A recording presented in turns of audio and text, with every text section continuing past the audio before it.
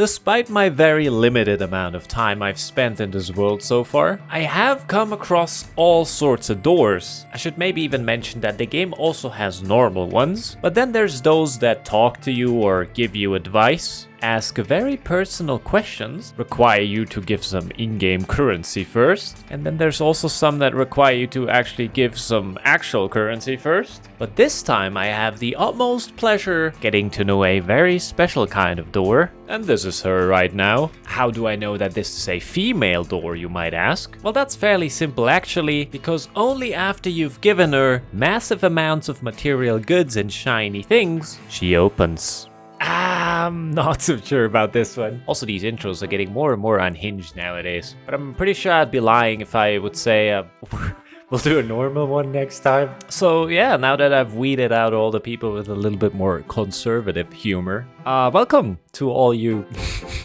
I don't know how I would say that without insulting everyone now. So let's maybe focus on gameplay, shall we? This here's me, still bad at the game, still trying to come across a dragon to kill. And in theory, I'm kind of halfway there. But that's the beauty about this game. The theoretical and practical approach to this game, they are both slightly different usually. You might even go as far as they have nothing to do with each other. Sure, it might have something to do with the fact that this is my personal theoretical approach, but in my defense, I really have nothing to defend myself with. So let's go hiking instead. Something that would only happen in-game, I think. And even here, I actually did regret it very, very quickly. The reason for that in this case isn't the physical exercise. Disgusting. It's just another case of me completely naive, with one blind eye and the other one closed, stumbling right into the next. Yeah, well, let's call it adventure. Because if you remember the very beginning, there's one map piece we can only get through spiritual help.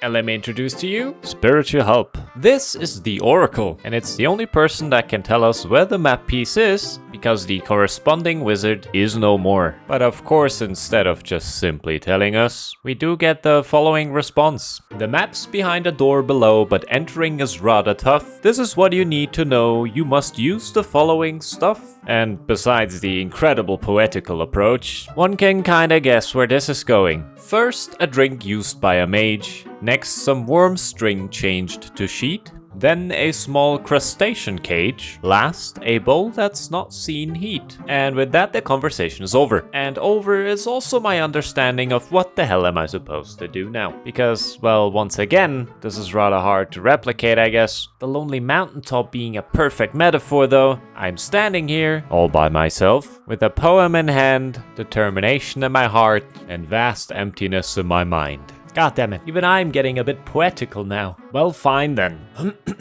At this very mountaintop where snowflakes dance, a lone adventurer takes a chance. Through deserts hot and waters wet, he doesn't have the answers yet.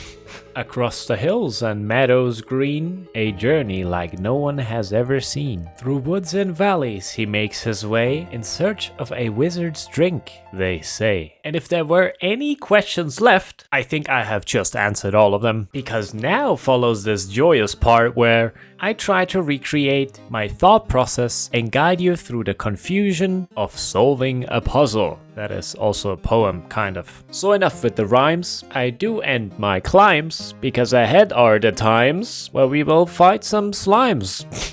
Okay, I couldn't resist. I'm very sorry. Also, none of this is true. We are neither fighting slimes, nor am I actually sorry. But let's rather focus on the first riddle. There is a door below, and we need to use some stuff. The first is a drink used by a mage. And funny enough, for once, I was actually 100% sure what kind of door we were talking about, as on one of these streams that we used to do, I definitely visited that place. So I could actually already start looking for a mage's drink. Well, knowing that I might end up having to look for a different door eventually anyways, but that's a future me problem, but in the past. So all I was doing at this point was looking through all the profession tabs, finding absolutely nothing of course, but then being reminded that there is a mage shop nearby. Might as well check that one out. Finding absolutely nothing of course, but this gives a really good idea of how my thought process was at this stage. To sum it up, I had no idea what I was looking for, but I do know some trusty mages that I had 1 or 2 encounters with in the past, and I am actually not here because I have a specific idea why. I'm just here to get some form of inspiration actually, or to accidentally run into whatever we're looking for, but chances for that to happen are reasonably low, I would argue. I do search the highs and the lows of this place, but I sadly have to report,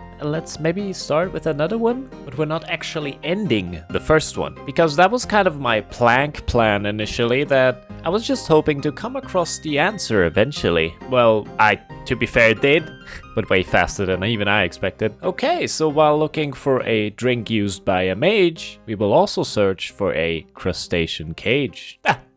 And you thought I was done rhyming. To be fair, so did I. But anyways, here we are. And oh boy, he has a plan again. As at this point I was very sure I definitely know this one. You see, the riddle tells me that I have to use the cage, and due to not finding one in my bank scenario, I do buy the only item that I could have possibly thought of when we talk about a crustacean cage. So all that's left really is actually walking over to Hetty's to click the cauldron, because, well, this was essentially the drink that at least I used to become a mage. This was actually incorrect. Just, you know, for your information. This definitely gives you a good idea on how I'm currently approaching all of this though. I'm pretty much getting distracted every 3 meters by a new idea for a different problem, and none are correct. Exciting times around here. Like right after, when I'm looking through the map to see that there is a brewery outside of my playable area. See, that's useful. And while I was around here, I kinda decided that maybe a wine shop brings the answer. So I might have spoiled everything here, but it didn't.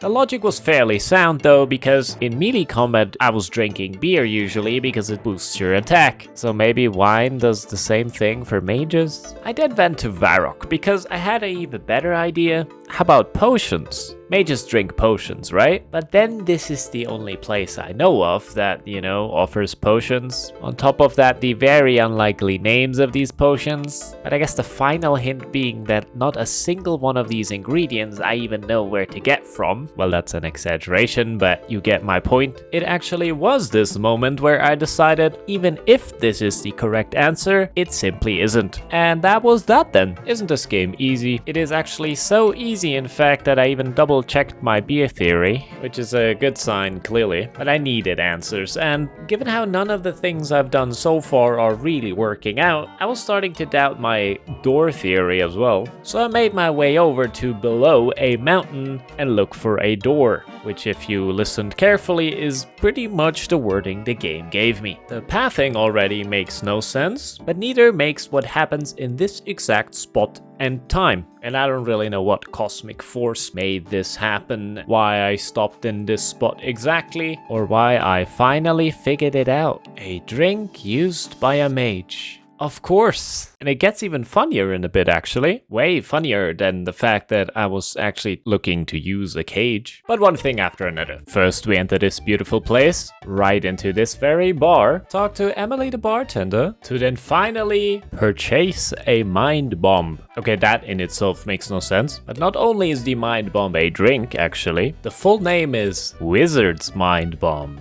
So technically speaking, this has nothing to do with a mage, but this idea was so much better than all the others I had so far, it just had to be correct. And how I figured it out in the middle of a dusty path, I will never know. But before we get to the aforementioned funny part, let's see if my door idea was correct. And now that I with almost certainty have one of the items we're looking for with me, I will hopefully be able to at least get a confirmation on this. And once again, that's her right here. Gently touching her just further confirms it won't open. Well, for situations like these, there's always the back entrance that apparently exists right here, which is kind of good to know, I guess. Why am I telling you all of that? This just further confirms that this has to be the right door. So I then try to find the answer by taking a closer look at at the door design. And the little arrow blinking thingy in combination with that cup opening and finally pressing the examine button finally confirms that there is something for me to put objects into. Well, I guess that's how these doors work, so I had to try it. But turns out when you use a bucket, nothing interesting happens. Well, I wouldn't know, but I definitely trust into the game's expertise here. More importantly, it was finally time. We are using the mage's drink, and I pour the wizard's mind bomb into the opening in the door. Actually a massive breakthrough. Not only confirming this is the right door, also confirming the wizard thing, of course, but more importantly, it gave some credibility to my stumbling around, which I personally was very proud of. So finally, the funny part, because of this working out, I didn't follow through with trying out all the items in my inventory on the door.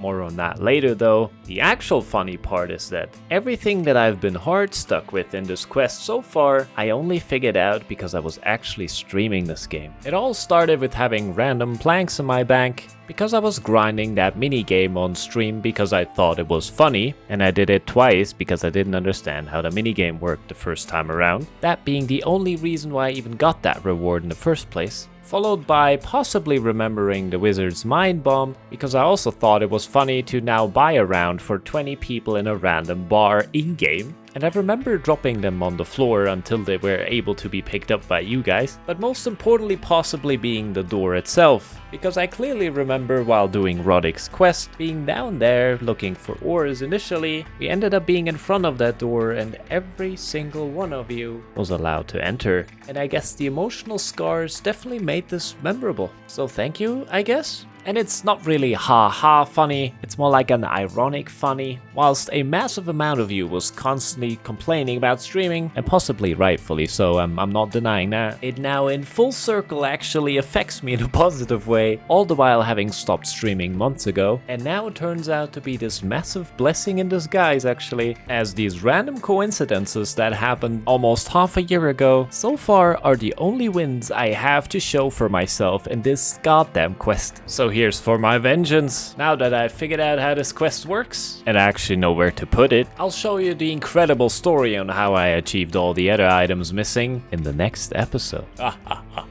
If that isn't eye for an eye, then it really shows that I haven't read the Bible yet, and there's actually a different reason. But I can't really tell you that yet. I gotta go. Bye.